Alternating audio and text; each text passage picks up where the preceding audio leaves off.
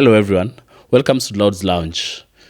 On today's episode, we explore the art of scents, sense, and sense, from fragrances that define masculinity to those that embody femininity. It's amazing how scents evoke such vivid memories and emotions, right?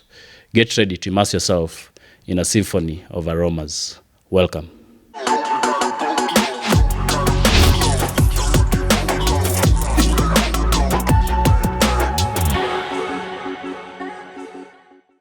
Hello everyone, welcome on board. My guest today is Alan, a fragrance enthusiast. He's here to share with us his knowledge on fragrances. Welcome, Alan. Hi everyone, happy to be here. Okay, so let's start from ingredients. Could you be probably aware of like the ingredient and manufacturing process for fragrances? What goes in? What shouldn't, what states the quality of a fragrance? So when we talk about the composition of a fragrance, it usually composes of three things, which will refer to the notes, which we'll get to later on. Okay. So there's always a fruit, there's always a flower, there's always a wood that is involved, and this could form any part of the perfume. So it could be the top note, it could be the heart of the perfume, it could be the base, and when it comes to manufacturing these perfumes, a lot of processes go into it, and the most traditional process is distillation. The distillation we know in chemistry, what usually happens with the heat, and then it condenses, and then it concentrates, all that. So once all this is mixed, the chemical reaction occurs, and then during the heating process, it's extracted, and this forms the perfume oil. And the perfume oil is again mixed with a solvent or an alcohol, and eventually, this is what composes a perfume. So it contains all these things, and that's what makes. Wow, that's quite deep. I did intend for it to go that deep, but I see you're good with it. So, like across, this is a general composition of all fragrances. Yes, it always has a fruit composition. What did you say again? It could be a fruit, it could be wood. Or could be. Yeah, not necessarily it's like. Not exactly that. Okay. The materials are different, and all that. Okay. Then that goes ahead to now inform perhaps the strength based on what you used. Yes. So, when we talk about the strength of a perfume, we talk about the potency of the perfume in terms of the concentration of the oils, of the perfume oils. So maybe I could go from the least concentrated to the most concentrated. So we have the eau de fraîche, or the fresh water. It's French, translates to fresh water, and it usually contains 1 to 2% of the perfume oil, and the rest is all the other alcohol or the solvent. And then on top of that, we have eau de cologne, or like what Kenyans usually know is perfume is called cologne. So so eau de cologne or cologne water, it's more concentrated than eau fraîche, and it's basically 2 to 4% of the perfume oil. And then now we go to what we usually know, eau de toilette, EDT, and eau de toilette contains probably 5 to 7% of the perfume oil concentrated in the perfume. And then next we move to eau de parfum, and eau de parfum or eau de parfum, EDP. If you are Kenyan, eau de parfum. If you're Kenyan, eau de parfum. Basically, the concentration is higher, and this is where most perfumes reside. So you'll find 10 to 15% of the concentration, and then we have the most concentrated, which is the parfum, or some people call it extrait de parfum. So it's very concentrated. It can go up to 40% of the perfume oil. So all this depends on personal preference, but for someone like me, I like to leave a trail. So parfum, eau de parfum. So now that states. I get you. The strength of it now. According to the percentages. Yeah, the percentages. Okay. So now, and that is different from the families. Yeah. Yeah. So when we talk about the families or the accords, the families essentially speak on the composition. So we could have a floral composition, or the families or perfumes that fall under the floral family. Things like Gucci Bloom, I'd say, or by Reed or Rose of No Man's Land. These are perfumes that usually focus on the floral side of things. We also have woody perfumes like Issey Miyake Wood and Wood. We have. I love Issey Miyake. favorite. It's a good office fragrance. It's a skin fragrance. It's really nice. So Issey Miyake Wood and Wood is a good fragrance. Also Gentleman by Givenchy, very good fragrance. It's woody. All that is wood? All of that is wood. Oh, okay. Yeah, and then we have a personal favorite, vanilla. A lot of you'll find vanilla mostly it will be in the heart or the middle note of most perfumes. Okay. So perfumed, I would say things like there's also another Issey Miyake that really is perfume potent. Also Tobacco Vanille by Tom Ford is really perfume potent. So families really speak on the composition of the perfume and what goes into the perfume. You'll find, and it's an ever changing process. So sometimes like there's the new ones coming up like Gourmand or Gourmand if you're Kenyan. So most of these names you'll notice are in French. So that was my next question. Like why French? Like does France have some particular history? Like the origin and stuff. Perfumes originally were from Egypt. That's something most people don't even realize. Perfumes originated from Egypt. And they were used when they were carrying out their special rituals and practices, when they were, embalming their bodies when they were burying people. It was it was connected to their spirituality, it was connected to their culture. And eventually it moved into their daily practices. But the question of the day is, how did it get to France? Yes. Now France, while trying to maintain their dignity, while I try to explain this, they never used to shower a lot. It was something that, it was something that was happening. Okay. And to combat this, which is, of course, you could just shower, but anyway, you decide to make perfumes instead. They decided, or they were growing perfumes. There's a city in the south of France. I don't remember the name exactly. I think it's called Cross or something of the sort. It's in the south of France, and that's where they were, using flowers. And through the process I was talking about distillation, maceration is also a process. Maceration is a fancy term for mixing. Oh, fancy term for mixing. Maceration. All these things, they were doing it, and they were trying to combat the smell that was in France. France was a stinking country, but perfumes came to save the environment. Or not just from the humans. If the humans, the environment, France was not good. Wow. So they ended up coming up with perfumes, and it really got into their daily lives, and that's why you'll notice that most of the perfumes are really in French. And also I'd say that my experience in French as well has really driven me towards perfumes. So speaking of top hat base, let's explore on that. I know when you wear a perfume, or when you wear a cologne or a fragrance, it has like a life in stages. So we have the top, which is the first 15 minutes, or that first, I would say it depends on the perfume. It depends on the perfume. Or on the house that made the perfume. But I would say around 10 minutes, and it's usually when the perfume is wet. That's the top note. It's the first incident when it hits your nose when you spray it from the atomizer. That's the top note. That's the top note. Then now we go to the heart of the perfume. The heart of the perfume now is where, once it starts evaporating, like I said, it's made up of oils and alcohol. Now, alcohol has a very low boiling point. 78 degrees, I think so. So when the heat affects the alcohol, it leaves behind a concentrated perfume oil. So during that process of evaporation, that around that area, that's when we get the middle note of the perfume, the heart of the perfume. The heart note of the perfume. So does that, like the length of it? I'd say after 20 minutes, you should start feeling the heart of the perfume. And that's the signature smell of the perfume? I would say it's the signature. It's the signature smell of the perfume. Because that lasts longer. So it lasts slightly longer, but the true heart of the perfume, or where the foundation of the perfume, is the base note. The base note of the perfume is truly what brings the top note and the heart together. So the perfume is based on the base note. A good way to explain this would be maybe using a pyramid. So the top note is of the top.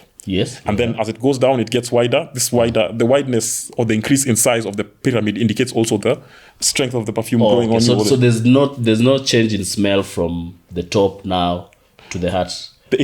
There might be a change, but I'd say you really have to be a good sommelier to understand this, to try and differentiate the different fragrances that come off during the stages of the cool down of the perfume. But generally, you won't feel it. A normal person who is not truly into perfumes won't notice it. But the fragrances are different because you might find you have a vanilla top note, but the base note is maybe sandalwood. So so it varies, but you would rarely feel it. You'd rarely feel it. Yeah. So my question to you, Alan, you as a, what did you say, sommelier? Sommelier. Sommelier. Sommelier is a fancy term for a wine taster. Oh, but okay. now we can. I think we can transfer it to perfumes as well. Okay. Yeah. So would you be able to tell, like, if we're in the same room or I walked into a room, like, would you be able to tell the stage of my fragrance? Of course, to be able to tell which one. Yeah, I'd be able to tell which one it is. The stage, not so much. Like, I do love perfumes, but I am not. I'm not that deep into it. Okay. And so, when you talk about walking into a room, that term is called silage or sillage. Sillage. Yeah, Kenyan silage. SILLAGE. It's the trail left behind by perfume when someone walks in. So that's what you're talking about. Thank you for the info. I'm becoming better and better. Yeah. So now, after that, the hat. Now we go to the base. The base. Yeah. So the base now, the perfume is wearing out. Yeah, it's wearing out, and all the fragrances are really coming together, or all the things that are composing the perfume, the materials in the perfume are coming together, and the base really ties it all together. Oh, okay. So as time goes by, of course, this depends as well on the concentration of the perfume, EDT, EDP. Oh, yeah. So now this will be of varying length depending on the type of perfume you have. But if it's EDT, probably you'd have to respray after 6 hours or 5 hours. Respray. You'll have to respray. Okay, not necessarily. Some people don't have the time or the luxury to respray, but I prefer to have a traveler perfume, a traveler size of my perfume, so that I can respray during the day. Yeah, so do I. Yeah. Because if you're having a long day, then you want to keep the signature going. Yeah. Speaking of signature, how does one get to now choose a fragrance that suits their personality? That's a very good question. Now, this entirely depends on your personality, who you are as a person. Like, let me use myself, for example.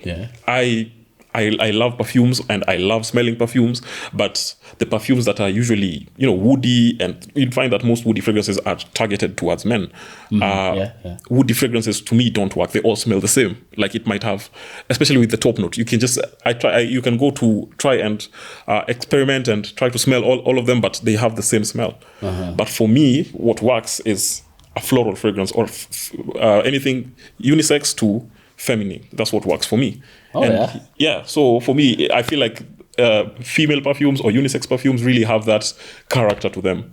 They're so different. This one is so different from this one. But for male perfumes, is more. They're very similar. They're very, very similar. There might be some that are, have distinct smells. Like, for example, like Mancera, Mancera red tobacco. You can really smell the tobacco. It gives off a feeling of a mafia boss. When I smell that perfume, I feel like a mafia boss. Because it smells like cigarettes and all that. But again, like I said, it depends on the person. So you really have to identify your signature scent. I'd say you have to go and experiment. You have to go and try different perfumes and see what you like.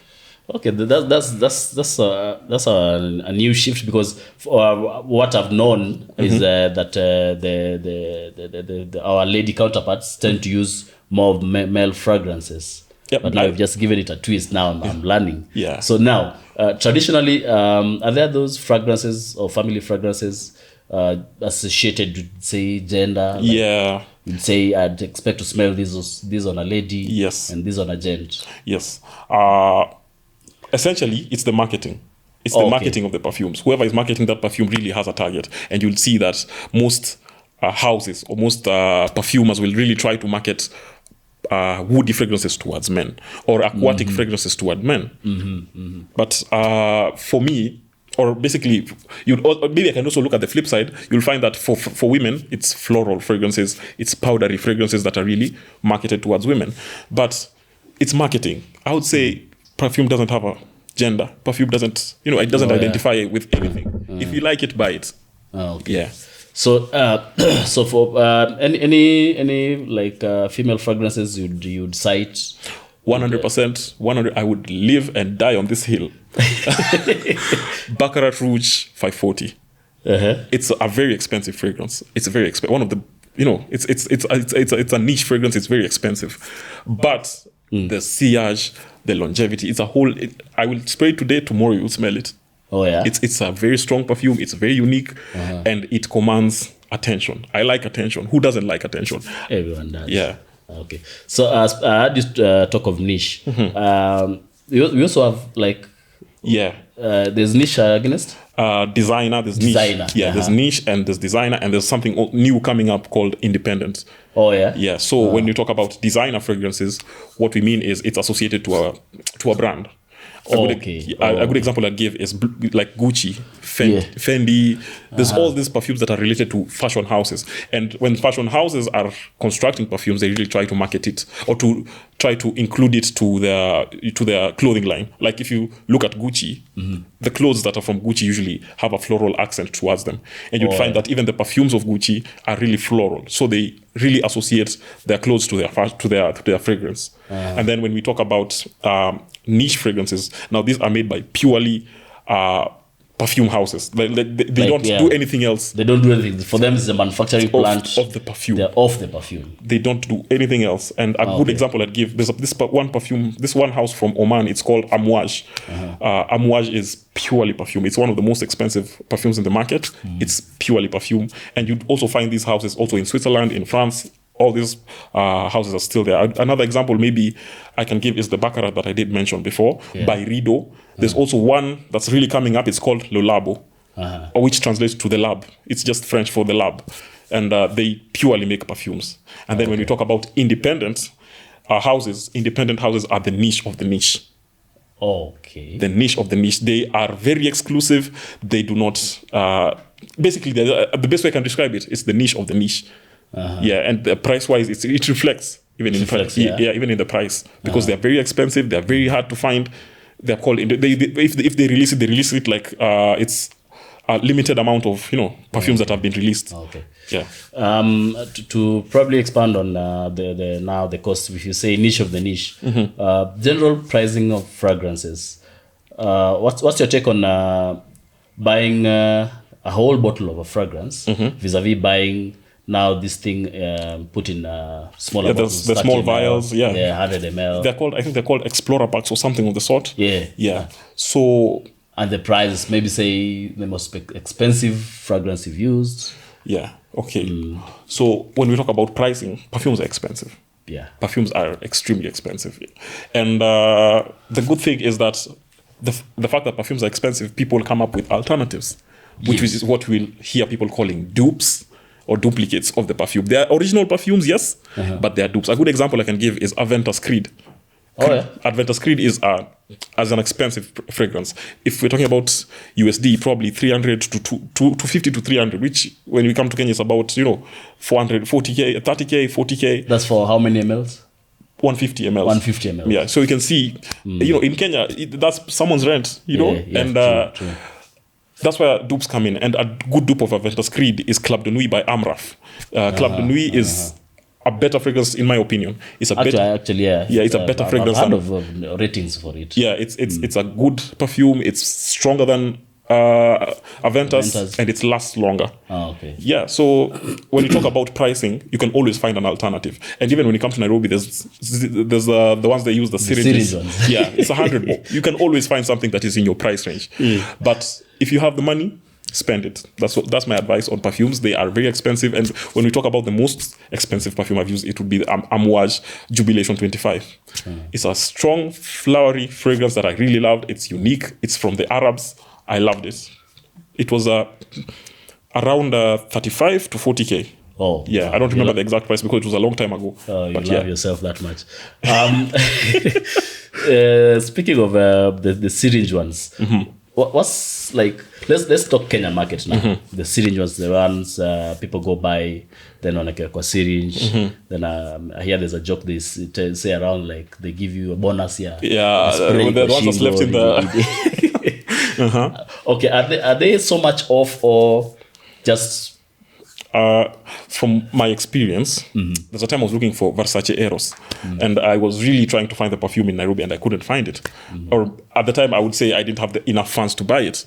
So I tried to go and experiment with the syringe ones, and yeah, they do pull it out from the bottle, but again, I would refer to the concentration. You can't pull out an EDT and then you make it more EDT. So now, if it was 20% concentration, now you've turned it into 2%. Yes. And then they mix it with all the other solvents in the perfume. So it becomes less concentrated. And most of the time, if you don't know perfumes too well, they will scam you. So you'll find most of the times actually they will scam you. They'll just take whatever they have. It's just branding. They just put some brand over it, and then they'll take whatever they have, and they'll tell you this is Versace Eros, but truly it's not. There's this one very common perfume. If you're in Kenya and you use matatus, there's this one very common perfume that's around matatus, and it was my first perfume as well. Kenya uniform perfume. Yeah, I think I know it. I just don't know the name, but I know it. Yeah, it's there. I'm sure everyone knows. If I speak about this perfume, you will know. There's this one perfume in every matatu in Nairobi. You definitely know it. They'll tell you, it's Versace, it's Chanel, but truly it's not. I don't know what it is, but it's not. It's not. Yeah. So it works. If you can go and buy it. You can. The essence is to smell good, I guess. And it's within your budget. Applying. How do we apply? So when it comes to application of perfumes, you usually the tradition has always been to apply it on pulse points. So wrists, wrists on the neck, behind the neck. So reason being, pulse points really emit a lot of heat due to the movement of the blood vessels and all that. We don't have to get too deep into it, but pulse points are the points of the body where most heat is produced because blood is passing through there and all that. So when the heat activates with the perfume, it helps evaporate the alcohol within the perfume, and it becomes more potent, stronger. But as a personal preference, I will spray that perfume like there's no tomorrow. Behind the neck, all my clothes, all my jackets, all my pants. You will smell me when I leave. You will know Alan was in this room when I use perfumes. So there's really not then a right way to wear perfumes. Yeah. It's your perfume. It's your money. Yours, yeah. Use it how you want to use it. If you want to make it last longer, that's for you. For me, I will use that because I bought it. I want to smell good, so I will use that perfume. Okay then. What to wear well? Let's talk, say, office to the office. Yeah. Say a gathering. Yeah. Dates. Yeah. So. And if you can, male, female. Okay. So for males, because I am a male, for males, when we're in the office, I would definitely say we are the safest. Wood fragrances are the safest in the office. A good example I give is Issey Miyake. It's my everyday Issey Miyake wood, everyday office fragrance. First of all, because it's a skin fragrance, you really can't smell it unless you really get close to me. This was, of course, keeping in mind everyone in the office. Some people really get headaches from perfumes, so I was being mindful, and I feel like wood fragrances are the best for the office environment. And then when we talk about the women's side of office of perfumes in the office, I'll talk about the vibe rather than the concentration. There's this one perfume that I feel like if you're in the office and you want to smell like a CEO, a lady CEO, you have to get. It's called Givenchy L'Interdit or Givenchy Forbidden. L'Interdit is forbidden. It's forbidden. Givenchy forbidden. Yeah. It is CEO like. I smell it and I can. This person knows what they're doing with their life. This person has a direction in their life. This person is a CEO somewhere. Yeah. So when in the office, it's not too potent. It's a skin fragrance. Again, I would refer to skin fragrances when going to dates. When I go to a date, let's say I have a date in the evening, I would definitely try to ensure that I have a skin fragrance because I will be close to my date. I will be very close to my date. It will be a very intimate session. So we have like Maison Valentino is a good perfume for a date night, or Maison Margiela as well is a very good perfume when it comes to date nights because it speaks on the intimacy of the perfume. Dior Homme as well speaks on the intimacy of the perfume. It speaks on the connection with the perfume. It leaves a scent or a thought trail in the person's mind. If it's your girlfriend, if it's whoever you're dating, it leaves a thought trail. For me, when it comes to women in dates, the perfume that I really, really felt like I connected with was Black Opium by YSL. Black Opium, I smelled it and I immediately asked, even before she sat down, I asked, what perfume is that? I love it. Come sit next to me. I want to smell you. I want to, I'm eating the food, but I also want to smell that perfume. And then we can move on to clubs. Now, clubs is where we can be more liberal. And again, I would refer to Amraf, Club de Nuit. it's in the name. Yeah, Club of the night. It's a good perfume. When you pass someone in the club, they will notice that what's that perfume? I need to talk to that person. And in the club, I would say go all out. Go all out. Make sure you have a fun perfume. There's one that's very common in Kenya, Paco Rabanne 1 million. I don't know if you've heard of it, but it's something that most people use in the club. But yeah, it depends on outdoor.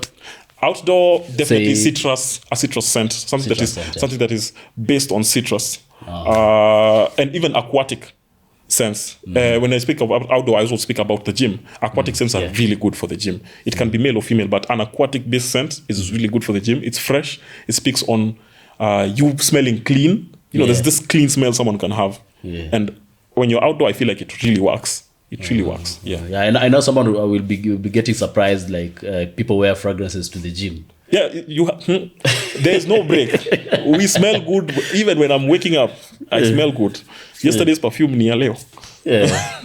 Then if you want to, maybe now during summer, humid and hot climate, you want to lengthen the life shell of the perfume. Yes. Are there tips? Yeah, of course. Personally, I know of using gel. Yeah, some people use gel on their hands or petroleum jelly on their hands to try and lock in the fragrance. Oh, that's the purpose of it, is to lock in the fragrance. Lock in the fragrance to ensure that it lasts longer, because if you look at petroleum jelly, it's an oil-based substance or product, and perfumes are also oil-based. So, and given the fact that the petroleum jelly is solid in most of the time, it's very difficult for it to evaporate. So it keeps in all the contents of the perfume before it evaporates. But when it comes to lengthening the potency of your perfume, I would refer to storage practices as well. So there's this, I don't remember the exact name, but there's the way you can store perfumes. There's a way you can ensure that once you open it, you store it in a cool, dry place and leave it out for some months. It gets oxygenated, it gets concentrated, and that's where you feel like it becomes more, you even notice it in the color. It becomes more darker, it becomes more richer, but it becomes more concentrated as well. Yeah, so storage. Yeah. Let's see, fragrances against age. Yeah. As well. Yeah, so age is also a factor when it comes to fragrances. I tend to think so. Yeah, so you'll notice that there are fragrances that are attached to names. For example, Cristiano Ronaldo has a fragrance, Rihanna has a fragrance, and even Ariana Grande has a fragrance. And all these fragrances, you'd notice with them, what they're trying to do is to market to a really young audience. Teens. They like, if someone who loves football, I'll see that's Cristiano Ronaldo. He has I have to smell like Cristiano Ronaldo because that's what he smells like. So they really target kids when it comes to fragrances, and you'll find mature fragrances like Amouage to me is very mature. It speaks on age. It speaks on maturity, and Amouage is usually worn by older people. It's a more traditional fragrance, and also another perfume that I feel is really speaking towards the mature audience is Jean Paul Gaultier, Ultramal. It is a perfume that came out in the early 90s and has been relevant to this day. Oh yeah. Yeah. So I feel like people who grew up with it really enjoy it. You'd find that most people who like perfumes are older. Most people who like, because again, it comes with the purchasing power. Yeah, also purchasing power really, it really affects perfumes. Yeah. And if you're not well mannered, if you're not well mannered, there's always something for you in the market. Yeah. There's always it could be the syringe one. It could be something that we also need to talk about is testers, which we'll get to, but. There's something for you in the market. Despite the size of your pockets, you can always smell good. There's also body splash, which is eau fraîche, the lowest concentration. You can even use a body splash when it comes to perfumes. So there's always something for someone, and they're like 500 bob. Oh yeah. Yeah. So let's talk testers. Yeah, let's talk testers. So testers, by definition, are usually perfumes that are. How they're marketed is the original perfume, but they have used a cheaper packaging, a cheaper bottle, but it's the same perfume, and it's usually for promotional purposes. Oh yeah. And I feel like it would be right to say that in Kenya we don't have original testers. Really? I feel like having sampled, say, I've sampled a lot of. If there's a time where I only bought testers because that's what I could afford at the time, and I feel like it's very difficult for you to find an original tester perfume in Kenya. Because you'll find most people take, like I said, they use the syringe, they will take the original perfume and then they will dilute it even more. So you might find you have, like, for example, a good example I'd give. There's a time I got a YSL Y tester, and it was a eau de parfum. It was a high concentration perfume, but I used it. After like 3 hours, it was gone. And it's I was expecting a 6-hour performance, but it gave me a 3-hour performance. Another one I used is Bulgari, Puro Homme. And Bulgari didn't really last as much as I did. And once I used it on myself, after 2 minutes, I could not smell it. 2 minutes? 2 minutes, I could not smell it. And I just felt like I wasted. I could have just, I could have bought food. There's this friend of mine who was picking my mind recently. They're intending to get into this fragrance business. So this is the concept they have. They want to stick to the designer perfumes, the top market. But now their target is this guy in the middle here who wants this now, like you, who's buying the tester but cannot yet afford not the original, but the whole thing in 150 ml. Yeah. Then she was saying now she intends to repackage it, like buy the 150 ml, then repackage into 30 mls, 100 mls. I thought it's a concept that can fly. Yeah, that can fly. That works 100%. That's a profitable business 100%. Oh yeah. Yeah, that is something people do all the time. They take it and they do the cost per liter or cost per milliliter, and then they repackage it and then they adjust their prices to make a profit. Oh, and you still get the fragrance, but it's in a smaller vial or a smaller bottle.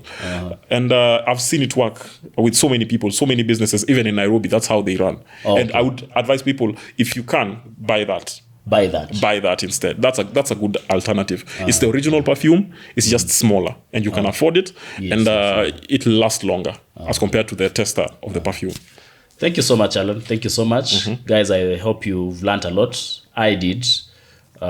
Speaking fragrances, would like to have female guests on board as well to give us their input from that perspective. For this episode, that was it for today. Catch you on the next episode. Thank you so much. Thank you so much, guys.